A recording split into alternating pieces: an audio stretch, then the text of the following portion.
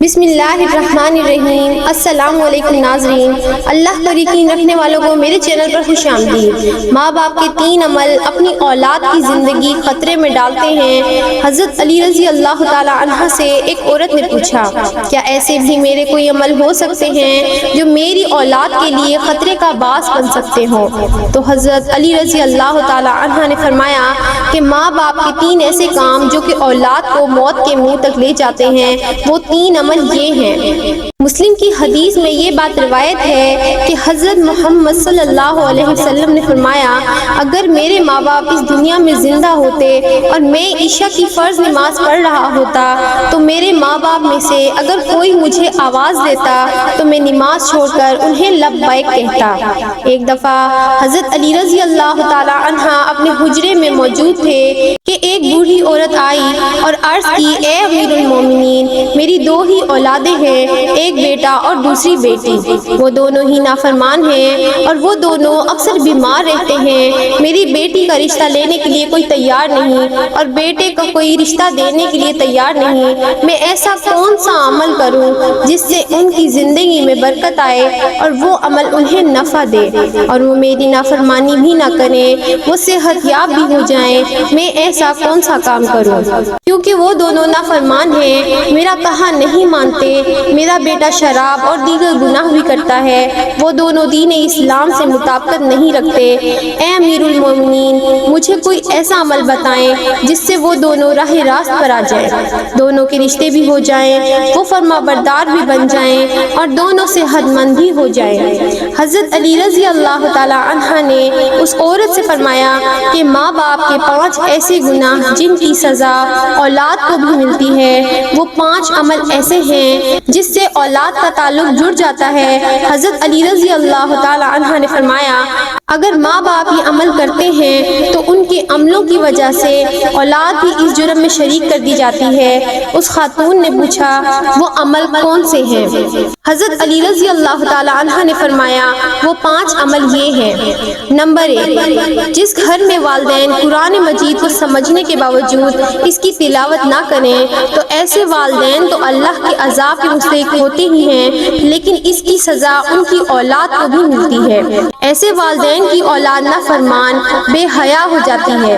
آپ اپنے گھروں میں دیکھیں کہ قرآن مجید جو کہ اللہ تعالیٰ کی آخری کتاب ہے اور محمد مصطفیٰ صلی اللہ علیہ وسلم پر نازل ہوئی، جو کہ قیامت تک کے مسلمانوں کے لیے ہدایت کا منبع ہے، لیکن افسوس کہ ہم صرف رمضان میں قرآن کو پڑھتے ہیں یا پھر جب کوئی فوتگی ہو جائے۔ قرآن مجید ہمارے گھروں میں موجود تو ہوتا ہے اور اس پر دھول جم جاتی ہے، مگر ہم اسے کھول کر پڑھنے کی کوشش نہیں کرتے۔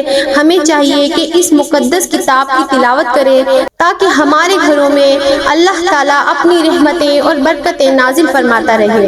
جو ماں باپ قرآن پاک کو سمجھنے کے باوجود نہیں پڑھتے، ان کی اولادیں بے حیا اور تنگ دست ہو جاتی ہیں۔ نمبر 2، امیر المومنین حضرت علی رضی اللہ تعالی عنہ نے فرمایا، جس گھر میں ماں باپ روزانہ لڑتے ہیں اور ایک دوسرے کو گالیاں دیتے ہیں، جہاں گالیاں دی جاتی ہیں وہاں شیطان ہی ڈیرے ڈالتے ہیں، فرشتے نہیں، اور شیطان ان کو ہر وقت بھڑکاتے رہتے ہیں۔ آپ خود سوچیں کہ جس گھر میں ہر وقت شیطان کا بسیرا ہو، فرشتے وہاں نہ آئیں تو ایسا گھر تو جہنم ہی ہوگا، کیونکہ فرشتے تو یہودیوں اور مشرکوں کے گھروں میں نہیں آتے۔ حضور نبی کریم صلی اللہ علیہ وسلم کا فرمان اقدس ہے کہ ایک دوسرے کو گالیاں دینا اسلام میں حرام ہے۔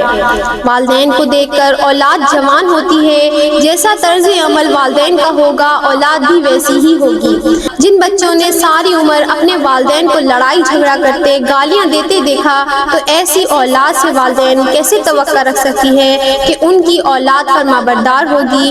اسی لیے حضرت علی رضی اللہ تعالی عنہ نے فرمایا کہ ماں باپ کو چاہیے کہ دین اسلام میں بات چیت کے جو طریقے بتائے گئے ہیں ان پر عمل کریں تاکہ ان کی اولادوں کی تربیت درست طریقے سے ہو۔ اسی طرح آپ کی اولادیں نافرمان اور بے حیا نہیں ہوں گی۔ اپنے گھروں میں نیکی کی کی باتیں پھیلائیں، اولاد کو نیکی کے درس دیں، اپنی بیٹیوں کو حضرت فاطمہ الزہرا اور حضرت عائشہ صدیقہ رضی اللہ تعالی عنہا کے واقعات بتایا کریں، ان کے طرز زندگی کے متعلق بتایا کریں تاکہ ہماری بیٹیاں باحیا اور پردہ دار ہوں۔ نمبر 3، حضرت علی رضی اللہ تعالی عنہ فرماتے ہیں کہ ماں باپ کی بے پردگی کی وجہ سے ان کی اولادوں پر بیماریوں کا حملہ ہوتا ہے۔ حدیث صحیح بخاری میں حضرت ابو ہریرہ رضی اللہ تعالی عنہ سے روایت ہے کہ نبی کریم صلی اللہ علیہ وسلم نے فرمایا کہ پردہ عورت پر واجب ہے جبکہ بے پردہ عورت پر جہنم واجب ہے۔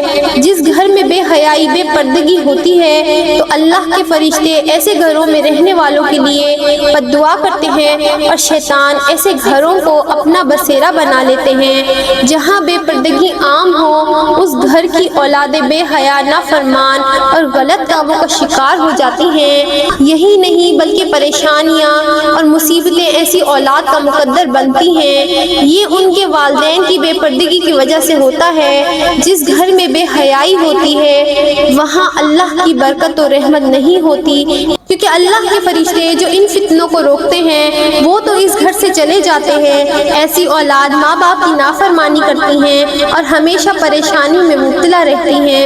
اکثر عورتیں یہ کہتی ہوئی دکھائی دیتی ہیں کہ پردہ دل کا ہونا چاہیے، تو ایسی عورتوں کو اللہ کے غضب سے ڈرنا چاہیے۔ کیا ان کا دل حضرت فاطمہ الزہرا اور حضرت عائشہ رضی اللہ تعالی عنہا کے دل سے زیادہ پاک ہے؟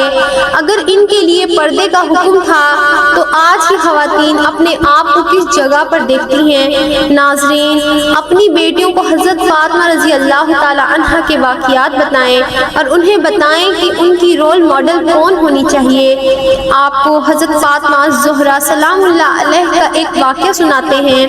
شادی کے بعد نبی کریم صلی اللہ علیہ وسلم حضرت فاطمہ رضی اللہ تعالی عنہا کے گھر جا رہے تھے کہ راستے میں ایک نابینا صحابی بیٹھے ہوئے تھے۔ آپ رضی اللہ تعالی عنہا نے اپنے چہرے کو ڈھانپ لیا۔ نبی کریم صلی اللہ علیہ وسلم نے کہا، بیٹی فاطمہ، یہ صحابی تو نابینا ہے، آپ نے کیوں چہرہ ڈھانپ لیا؟ تو حضرت فاطمہ رضی اللہ تعالی عنہا نے کہا کہ بابا جان، مجھے غیر محرم سے پردے کا حکم دیا گیا ہے، نہ کہ ان افراد سے جن کو نظر آتا ہے۔ ناظرین، یہ یہودیوں کی چال ہے کہ جدت کے نام پر بے حیائی کو مسلم معاشرے میں عام کر رہے ہیں۔ لہٰذا اس دور میں جتنا ہو سکے اپنی اولاد کو صحابہ کرام اور اہل بیت کی زندگیوں کے متعلق بتائیں۔ نمبر 4، حضرت علی رضی اللہ تعالی عنہ نے فرمایا کہ وہ والدین جو کہ کسی دوسرے کی اولاد کے بارے میں برا سوچتے ہو انہیں دیکھنا چاہیے کہ اگر وہ دوسروں کی اولاد کے بارے میں برا سوچتے ہیں تو ان کی اولاد بھی اس برے عمل سے بچ نہیں سکے گی۔ اللہ تعالیٰ ان کی اولادوں کے لیے برا کرتا ہے کیونکہ اللہ تعالیٰ بڑی رحمان اور رحم ذات والا ہے۔ اللہ تعالیٰ ماں سے زیادہ اپنے بندوں سے محبت کرنے والا ہے۔ اگر تم کسی کی اولاد کو پریشانی میں ڈالو گے تو اللہ تعالیٰ وہی نظریہ تمہاری اولادوں پر مسلط فرما دیتے ہیں، کیونکہ جیسا کرو گے ویسا بھرو گے۔ جیسا تم دوسروں کی اولادوں کے متعلق سوچتے ہو اللہ تعالیٰ وہی نظریہ دوسروں کے ذہن میں تمہاری اولادوں کے متعلق بنا دیتا ہے۔ جیسا تم کسی کی بیٹی کے بارے میں چاہتے ہو اللہ تعالیٰ وہی تمہاری بیٹی کے ساتھ کرتا ہے۔ حدیث پاک کا مفہوم ہے کہ نبی کریم صلی اللہ علیہ وسلم کے پاس ایک صحابی آئے اور عرض کی، یا رسول اللہ، فلاں صحابی عورت کو چھپ چھپ کر دیکھتے ہیں۔ تو آپ صلی اللہ علیہ وسلم نے اس صحابی سے فرمایا، اس صحابی کو بلا کر لاؤ۔ جب وہ صحابی آپ کی خدمت اقدس میں حاضر ہوئے تو آپ نے اس سے فرمایا، تم اپنے گھر کی حفاظت کی ذمہ داری چھوڑ گئے ہو کیا؟ صحابی نے جواب دیا، نہیں، میں تو اپنے گھر کی آپ کے فرمان کے مطابق نگہبانی کرتا ہوں۔ آپ صلی اللہ علیہ وسلم نے فرمایا، جاؤ گھر جا کر دیکھو کیا آپ کا گھر محفوظ بھی ہے یا نہیں۔ وہ صحابی جب گھر گئے تو دیکھا کہ اس کے گھر کی دیوار گر چکی ہے۔ وہ صحابی واپس آئے اور آپ صلی اللہ علیہ وسلم کی خدمت میں حاضر ہوئے اور پوچھا، یا رسول اللہ، یہ کیا معاملہ ہے؟ تو آپ صلی اللہ علیہ وسلم نے فرمایا، اگر تم کسی کی عورت کو دیکھو گے تو اللہ تعالیٰ تمہارے گھر کی دیواریں گرا دے گا۔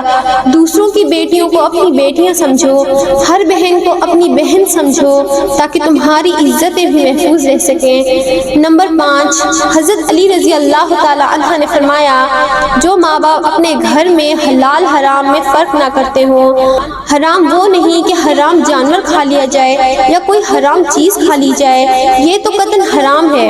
حرام وہ جو حلال کو حرام کر کے کھایا جاتا ہے، کسی دھوکہ فراڈ کر کے اس کا حق کھا لیا جائے یا کسی غریب مسکین کا حق کھا لیا جائے تو یہ بھی حرام ہے۔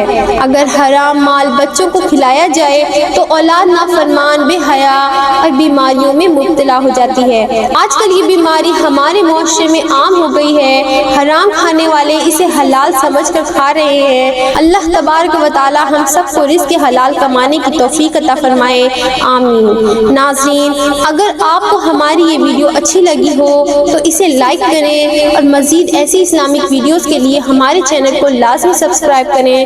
شکریہ۔